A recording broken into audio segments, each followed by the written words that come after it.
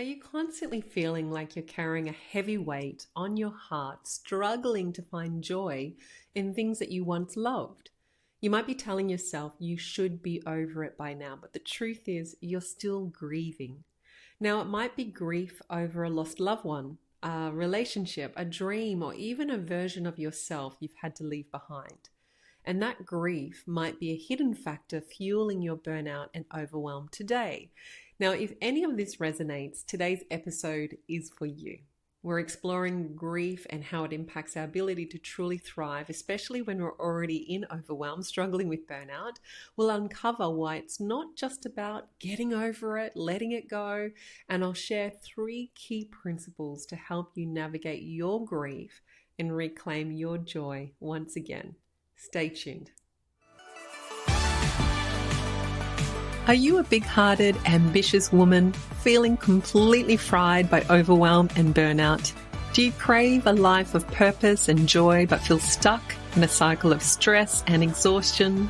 Welcome to Burnout to Bliss, the podcast that empowers you to finally break free, reconnect with yourself, and create a life you absolutely love on your own terms.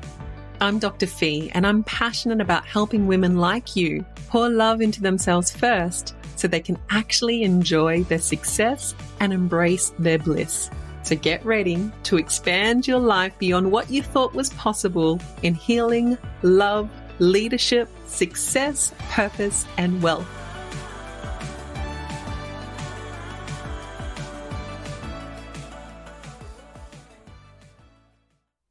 Welcome back to Burnout to Bliss, gorgeous. I'm your host, Dr. Fee. Now, I get that it may seem strange to talk about grief in a podcast that's focused on burnout and overwhelm. But I assure you, in my years of supporting thousands of gorgeous women, I've seen firsthand how essential navigating grief and healing from loss is to truly claiming a life that you love. Now, many women need to address unresolved grief to move beyond burnout and create a life of joy and fulfillment. And so today we're delving into this really important topic. Now, I recently received an email from a listener who misinterpreted my approach to healing and believing I advocate for simply flipping a switch or just use some tools and move on after loss or trauma. And this is so far from the truth of my approach and what I advocate. And I want to address this directly because I have profound respect for the depth and complexity of healing. And I would never suggest that overcoming grief is about just think differently and pull yourself together. But what I do believe is that these heart-wrenching experiences, whether it's grief, shame, humiliation, despair, betrayal, these are the catalysts for profound transformation. That's been my experience. I know this to be true. Right at the start of my burnout recovery, I came across a quote by Ram Dass, and he says, "Everything in your life is there for your transformation. Use it." And at the time, it made no sense. I scoffed. I was like, but I did zing on a level. It was like my soul recognized this, and it was a sense of like, oh, and I've held on to that quote and it has supported me on my journey. And I've recognized now there is absolute truth in this, because these classrooms, like grief and shame and betrayal and hurt, like they are the powerful life classrooms that offer us the opportunities to get tapped into a greater truth, power, and strength within me, within you, within us. You know, they open us up to learning forgiveness, courage, self-compassion, deep, profound acceptance, surrender, trust, faith. I mean, how else can we learn all of this? This is the divine design. It's through our adversity, our challenges, our problems, our heartache, that our brilliance can then shine forward if we choose to support ourselves in the right way, in a nurturing way, which is something that I had to learn. Truly. That's why I equip my clients with a Bliss toolbox, why I bang on about it all the time, because I recognize that life is freaking messy. At times, I'm incredibly messy. Life is really hard at times. It is so full of suffering, and you're not alone. If that's your experience, you're not alone. But within that, all of that, that is where we discover everything we are seeking. The solution is within the pain, said Rumi. So it's not about bypassing our pain, but about learning how to hold it, how to embrace our vulnerability with profound, unconditional love. It is this inner embrace of the very pain that we try not to feel. That's the path forward. True healing isn't about just let it go, get rid of it, think differently, move on.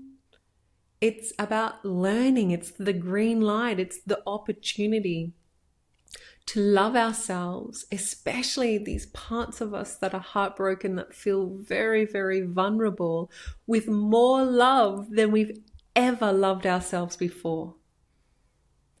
Because for me, it's about recognizing and realizing my divine nature. My divine nature, your divine nature, is inherently unconditionally loving. I believe that our human experience and why we have these challenges and problems and heartache and loss and grief is because it's the doorway to us waking up to our divine nature, which is our unconditionally loving nature, and that we're in this journey, this process of learning to love ourselves whole again. That we are learning to, reach within and embrace these parts of us with more unconditional love than ever before.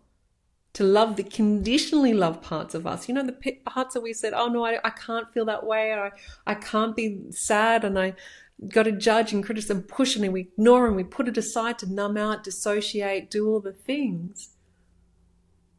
So we are here waking up to our divine nature. It's a human experience. It gets pretty messy. Life is suffering, said Buddha. And this is about waking up to this inherent wholeness that exists within me, within you, within us, even amidst the brokenness. And I've experienced that, where simultaneously, because of my practices, there is immense strength. My soul, so strong, unwavering, simultaneously experiencing grief and being able to witness and see it for what it is, the experience that it is. Now, I've often heard that the bigger the loss, the bigger the grief, but this is not always true. And I wanted to speak to this to help us to understand what contributes to grief or prolonged grief. Grief isn't solely determined by the event itself, although, look, honestly, the event certainly plays a significant role. It absolutely do. I think the hardest thing I've had to navigate is my son getting unwell at the age of 3. I couldn't imagine the pain of losing my child. And for some of you tuning in, you have. And I believe that how we experience grief and how we come to terms with it in a really loving way, not to get rid of it, but to hold it differently, is also influenced by factors within us, within our control. That is our responsibility. It's how, we're conditioned through our past experiences, how we relate to our emotional nature, how we can tune in and feel our feelings or not, our beliefs, our values, our coping mechanisms. That all influences how we experience grief, whether we're willing to actually embrace it or not. Or whether we get stuck in it and lose ourselves in it, or we discover a strength to hold it and embrace it differently so that we can move forward different and more whole than ever before. So just like stress, I do believe grief is a subjective experience, because two people can experience the same loss, yet their grief journeys can be vastly different. Whether that's moving on from divorce, from a loss of a loved one, whether it's moving on from a loss of a dream or a project, your business, bankruptcy. So sometimes the source of our grief isn't what we expect. And I remember as a medical student training in aged care, I became really connected, with a family and I just spent ages with them. and they were there for many months because his wife, their mother, was terminally ill. And her husband visited her every day. And oh my gosh, it was so beautiful. He would bring so much joy to the ward, and we looked forward to it, and we'd hang out and we'd drink cups of tea together. And when she passed, when she died, he stopped coming because there was no reason to go there anymore. And really it wasn't his place to go there anymore. I happened to run into him a month later. I was in Geelong. It's a small town. And he shared, like, for him, he was at peace. He had come to peace with his wife's passing. He missed her. He loved her. There was definitely grief, but he certainly felt more peace than not around her passing. But he was deeply at loss and grieving not having the community at the aged care facility, the loss of routine that he'd established. That was his unexpected source of absolute sadness and loneliness. And he was battling it. And that's the thing about grief. Like all emotions, it can be really illogical and non-rational. You can feel intensely grief-stricken over seemingly small things, or feel surprisingly okay despite the expectation of overwhelming grief. Because there are other factors at play. What time have you come to terms with? What resources do you have? I learned about the human spirit and how faith can very much buffer and provide immense relief and peace when people navigate extreme loss. I volunteered in Africa, and in my first weeks, I experienced so many of my patients. I was looking after children die from diseases that are preventable. Like we just don't see it in Australia, okay? And I was just beside myself, just crying so much. And parents and families were consoling me. I was their doctor, and I just didn't have a foundation or framework or an understanding of how to hold my grief and to come to peace and terms with that. And they did. And that's where I woke up to the human spirit, and it made me question, like, what do I believe in? It's sort of invoked my curiosity about a spiritual path. Up until then, I judged it. I really didn't see that there was much that God or religion could offer. I thought it was the cause of more harm than good. And so, this classroom for me was the catalyst of a lot of questions and a lot of change and transformation.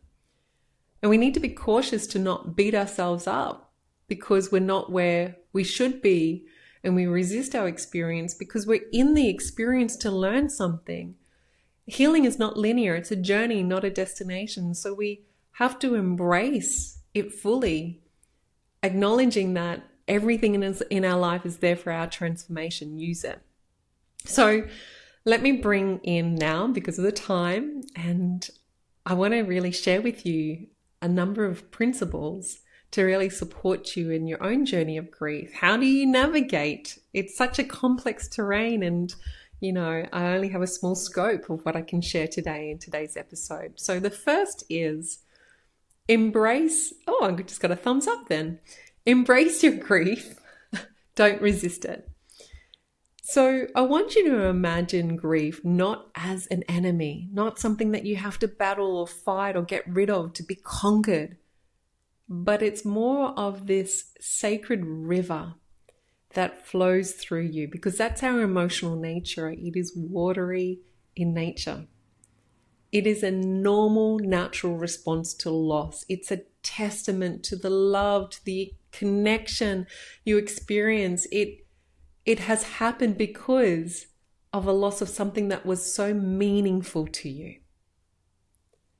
So allow yourself to be carried by its currents. When we resist it, it builds the pressure and it comes out in different ways, and we get sick or we get lost in it. We need to learn how to hold ourselves, to feel the full spectrum of our emotions. Like there's going to be crashing waves of sadness, and we're going to feel like we're being beaten against the rocks of anger, and we're going to have these swirling eddies. That's the confusion that comes with it. And practicing curiosity, not judgment, when it comes to our emotional nature is key.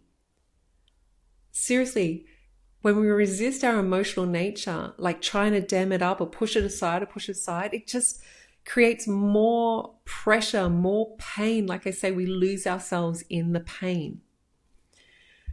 I shared with you before about volunteering in Africa. It was that experience, as well as volunteering in Indigenous Australia, where my eyes were just opened to the profound wisdom of other cultures as it relates to loss and grief. These cultures understand that grief is not just something that, we just schedule in for a day and then we get over. It's something to be honored. It's this beautiful, sacred dance and understanding, respect, reverence for the impermanence of life. They create rituals, they hold space, they allow grief to move through them, they wail, they use their voice, their bodies, they fast, they sorry business, and we can too, in a way that feels right for us. How can you create your own rituals, your own conscious practices to honor what you've lost? Is it journaling? Is it spending time in nature? Is it just simply allowing yourself to cry? Is it lighting a candle, looking at photos, sharing stories with loved ones? This is all wonderful, and it's not putting a timeline. Like, I'll just do this for, the week when the wake is on, or, 3 months is a good enough time just to deal with the bankruptcy and now I got to move on, or that decision that I made that didn't go according to plan and, my dreams fell apart, my life fell apart afterwards. We can't set a time on that. But really ensuring that we embrace it fully, get clear. What does that look like for you? And invite, like for me, as I shared with you my experience in Africa, it was like this invitation for me to invite in strength and love from a greater source, a source greater than myself. And I had no idea what that looked like at the start. Like I said, I was full of resistance really from it at the start. And here I am now moving to India to follow my spiritual path. It's my priority. But, whether it's aligned with a particular faith, maybe you do have a strong faith, or simply it's a connection to something bigger than you, and that could be nature. I want you to think about a ritual. Rituals are habits with intention that you can do to just give yourself time and space to process your grief. Not in a superficial way, but in a deep, profound way. And I'm going to talk about this more. Time to pause, to withdraw, to reflect, to celebrate the life, the thing of meaning. Yeah. And it applies to, it is different when we're talking about a loss of a loved one versus a loss of something else, a relationship or a closing of a chapter, or, grieving a past version of yourself. But the principles can be applied it's a nuanced way. And seriously, just embracing the grief and giving yourself permission to grieve, to honor your experience, allows you to emerge stronger and stronger and more whole. Now, principle number 2 is cultivating self-compassion. Self-compassion is really tricky. And the way that I have found, like the process to help me in that, is by understanding or imagining, my dearest, closest friend, my most beautiful, the person I love the most, they are sharing their heart with me and they are burdened by grief. What would I offer them? What words of kindness, understanding, patience, what support, what love would I offer them? And then once I'm clear, I direct it towards myself. I then go, okay, what would it look like to offer that gentleness, that love, that compassion to me? Self-compassion is not a luxury. It's the very foundation of healing. We got to figure this one out. And in my experience, I had no idea how to be compassionate with myself. A lot of women that I support in Burnout to Bliss don't either. Self-compassion, we got to practice it.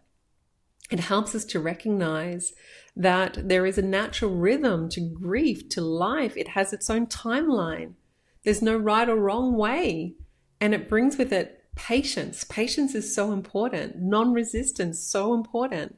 Allows you this space. And this is it sounds like I'm painting this picture of we just got to be with our grief and, stay with it. But what happens is when we allow space for our feelings, they come and transform and transmute. It's like these waves that come up, and it can get stronger, of course, when we start this process of allowing and we start to tune in finally. But they get to this pinnacle, they get to the climax right up the top, and then all of a sudden, energy moves and it transforms and it's transmuted to something else. We feel differently. And that is the process of healing, whether it's grief or other emotions. So I want you to understand true self-compassion goes way beyond simply saying, well, I'm going to give myself this, this chocolate bar or do this nice thing for myself. You can say, I'm being compassionate with myself, but you're actually numbing out. You're escaping. You're resisting the pain. This is where we have to learn what self-compassion truly is, because it's about diving deep, tuning deep within, learning how to truly nourish yourself on a heart level, soul level, to embrace yourself unconditionally, flaws and all, like bring yourself to these parts of you that you don't want to feel. It's about recognizing you're worthy, deeply, deeply worthy of love, especially feeling vulnerable, feeling broken, feeling weak.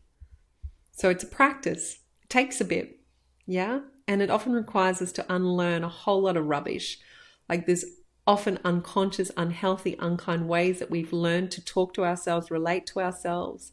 We have to untangle from self-criticism and replace, our patterns, our narratives with self-acceptance, self-love, compassionate ways of relating to ourselves. And there's nothing more important, guys. This is such a key principle to having a life where you thrive, where you heal, where you claim success and joy and love on your own terms. Everything that you crave, self-compassion is really, really important, because it's the alchemy.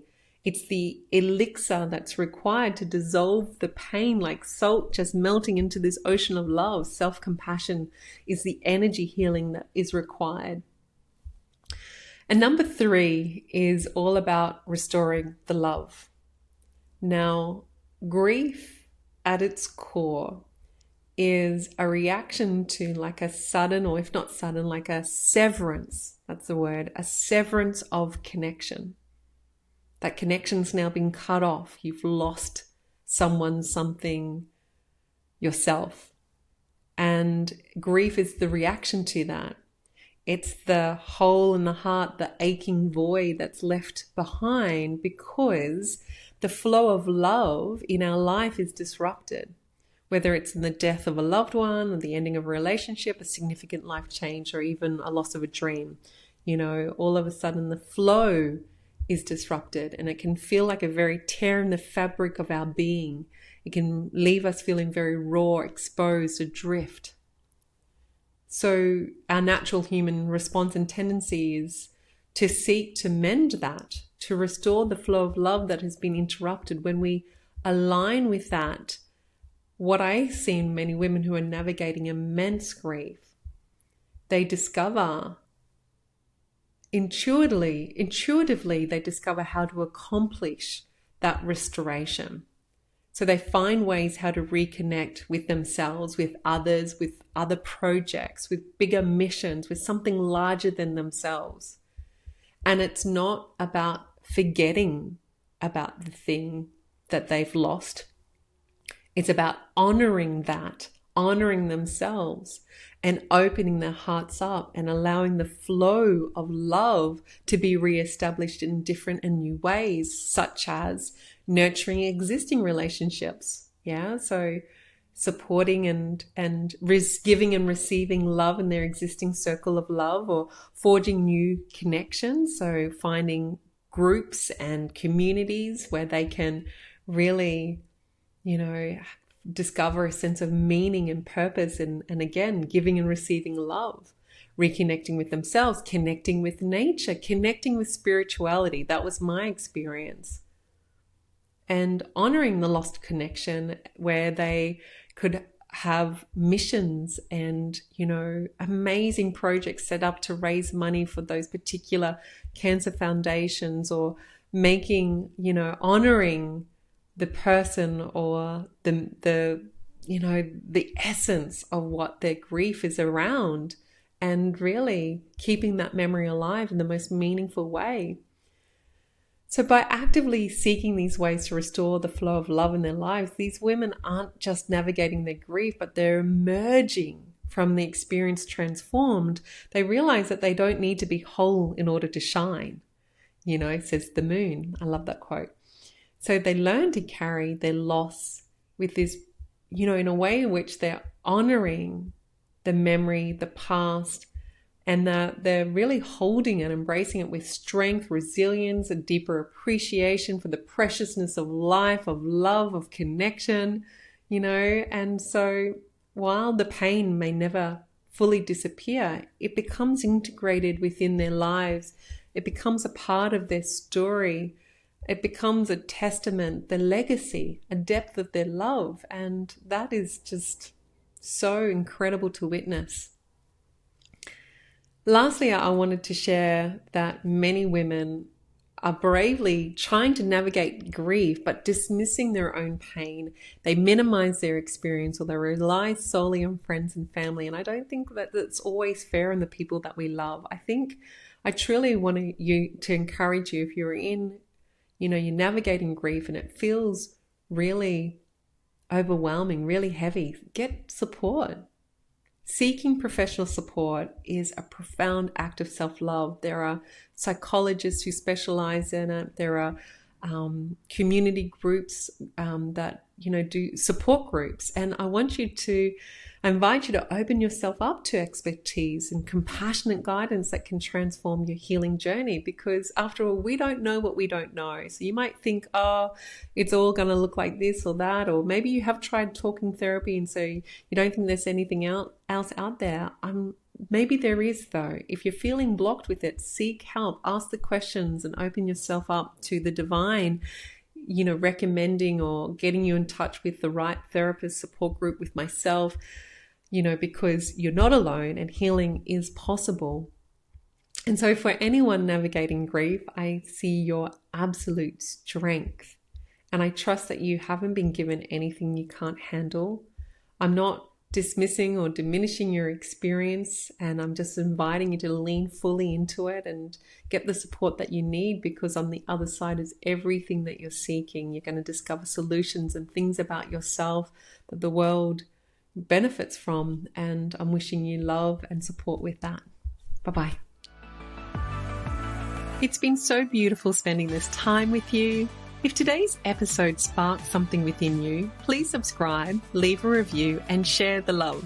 Are you done feeling overwhelmed and burnt out? If you're craving a curated, holistic framework that addresses burnout on every level, body, mind, heart, and soul, to get you claiming your life on your terms, then my Burnout to Bliss program is perfect. Apply for a free breakthrough session with my team, and let's deep dive into your unique situation to help you reclaim your energy, joy, and power. Now, if you'd prefer to get a taste of what's possible, then come join our amazing Bliss Sisterhood. It's our low-cost, high-value monthly community membership, and you'll find the links to both in my bio. So stay tuned for the next episode, where we'll unlock even more secrets to living a blissful life. Remember, you are powerful beyond measure. Take care.